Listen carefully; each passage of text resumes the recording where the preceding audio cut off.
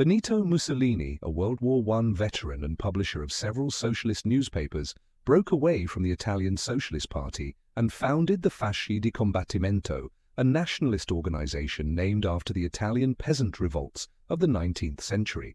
Commonly referred to as the Fascist Party, Mussolini's new right-wing organization championed Italian nationalism, adopted black shirts as its uniform, and launched a campaign of terror and intimidation against its leftist opponents. In October 1922, Mussolini led a march of his followers on Rome, and King Victor Emmanuel III, who had little confidence in the parliamentary government of Italy, invited Mussolini to form a new government. Initially appointed as prime minister at the head of a cabinet in which 3/4 of the members were fascists, Mussolini cooperated with parliament, but he soon used his brutal police force to swiftly become the dictator of Italy. In 1924, a socialist uprising was crushed, and in January 1925, a fascist state was officially declared, with Mussolini assuming the title of Il Duce, or the leader. Mussolini called upon Italy's former Western allies to sign new treaties, but his brutal invasion of Ethiopian territory in 1935 dashed any hopes of alliance with Western democracies.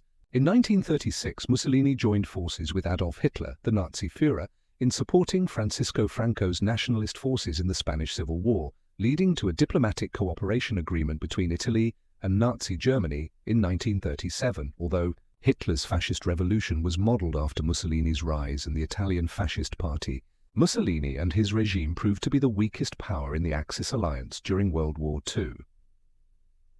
In July 1943, after failed military campaigns and the Allied invasion of Italian territory, a revolt erupted within the Fascist Party. 2 days after the defeat at Palermo on July 24th, the Fascist Grand Council, the main governing body under Mussolini, rejected Mussolini's policies that had been aligned with Hitler. On July 25th, Il Duce was arrested.